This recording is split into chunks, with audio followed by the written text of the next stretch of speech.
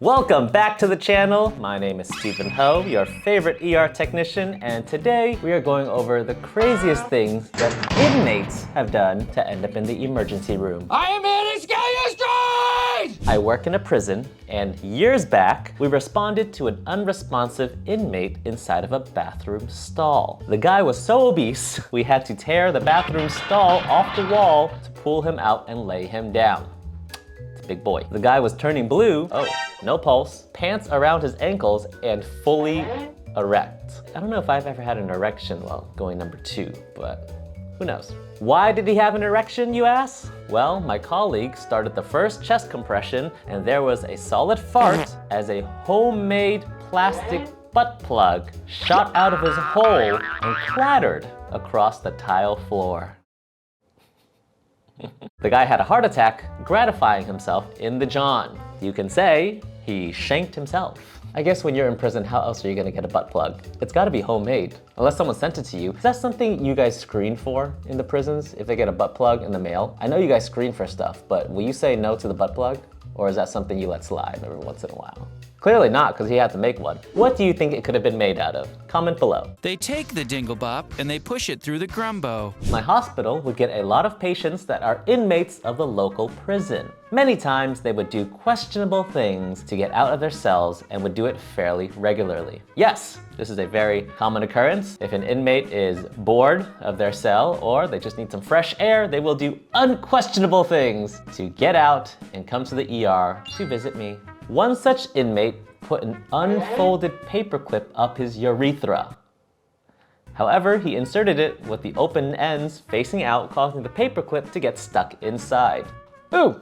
Over the course of some time, it actually went higher up into the urethra over the course of some time. How long was it stuck in there? Any attempts at removal by manual means were unsuccessful and would just cause more pain and damage. He ended up needing a nice visit from urology, aka our penis doctor. Over the course of some time. What the unfolded paperclip? Well, it's a good thing he didn't have access to a hole puncher.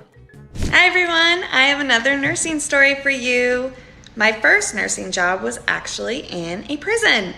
And while I was working there, I actually learned that women like to hide things in what we used to call a prison purse, aka the vagina.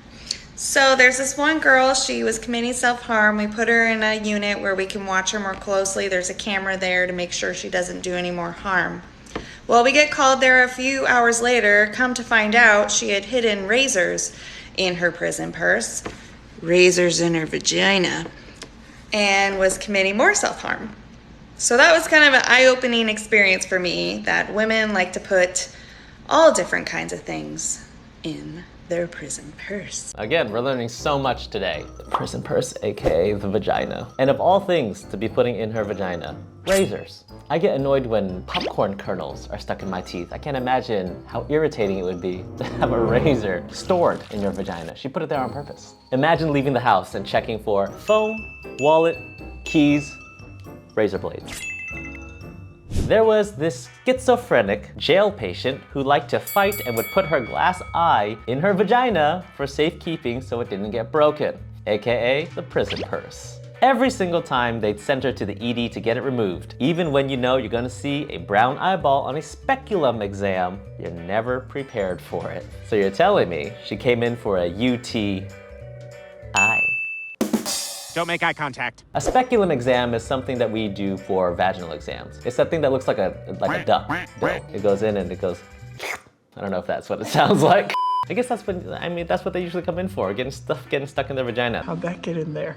We had an inmate get stabbed in the cheek with a pencil.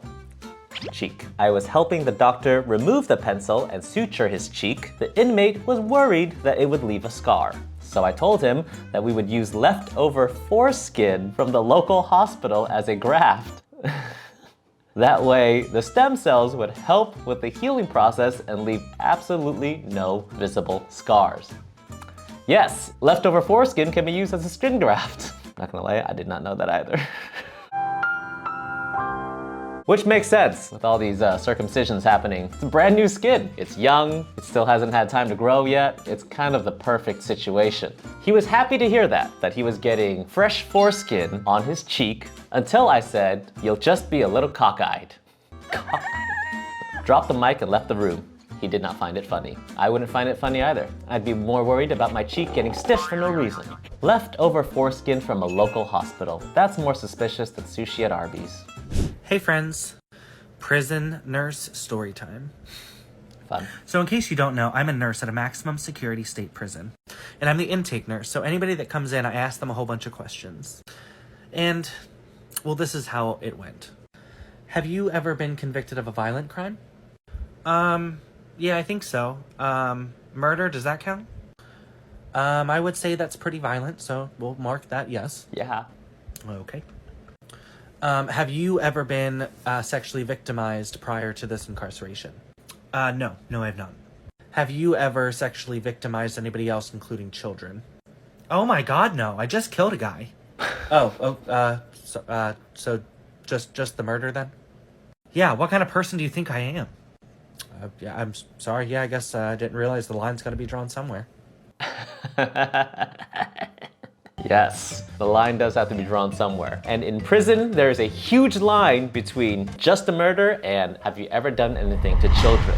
I had a patient come into the ER with the complaint of a foreign body object in penis. Turns out that while he was in prison, he had used a shank to pierce his penis and the foreskin. Then he placed a chest piece in his penis and left it there for several weeks. He was coming in now for removal. The funniest part of the story is that when I consulted urology, their initial response was, "This guy again?" Yes, this guy again. Welcome back. It's a good thing he wasn't a fan of the Connect Fours, huh? Just a chest piece. We don't know which chest piece. It could have been anyone. Rookie, knight, the queen. Very odd way to protect your king, but it works. It's called rook, not rookie. Oh, it's a rook. I thought it was called a rookie. No? Just rook? All right, my mistake. Checkmate. Hey, bro, can I get a refill on this moisturizer? We just gave this to you 5 days ago. This is ordered once a month. Eat it for my feet. How much do you expect me to use? I'm diabetic. So, why are your feet still dry? But how come your hands aren't? Why are your feet still dry? Why do we ask questions that we don't want the answers to? You know what he's doing. He's using it to pleasure himself. And just be lucky he's not trying to make a homemade butt plug and dying in the bathroom stall. Who is this guy? Diddy? I had a prison inmate who knew me by name and would eat things in his cell and ask for me when they brought him to the ED. That is very unsettling as a healthcare worker if the inmate knows you by your first name. Super nice, just insisted on eating everything that wasn't literally nailed down. The last time I saw him before I moved, he came in for eating a part of another inmate's prosthetic leg. I asked him why, and he said, "You just wouldn't understand." I finally looked him up, and it turns out he's a mass murderer in another state. If a mass murdering, prosthetic leg eating inmate knew me by first name and asked for me every time he went to the ED, I would get the hell out of town too. Pica, P-I-C-A, is a condition where people eat things compulsively that have no nutritional value. Things like a prosthetic leg. Patients one step away from becoming Jeffrey Dahmer. Eat the sandwich, I made it for you. When I was in my observation semester of radiology school, the first x-ray I witnessed was a prisoner that had sliced the shaft of his penis to place Dominoes inside. It was a gang initiation. The ER doctor came into radiology and asked how to order an x-ray for a penis. What do you mean, man? Just do it. Also, do you need an x-ray? Can't you see where the domino is? How big was his penis? How do you order an x-ray for a penis? Are there machines that big? Thank you for watching. I hope you enjoyed the craziest things inmates have done to get themselves to the ER. If you are not an inmate and you are free, please come to a comedy show. I am currently on tour. Ticket links and dates are in my bio. I'll see you soon, motherfuckers. Goodbye.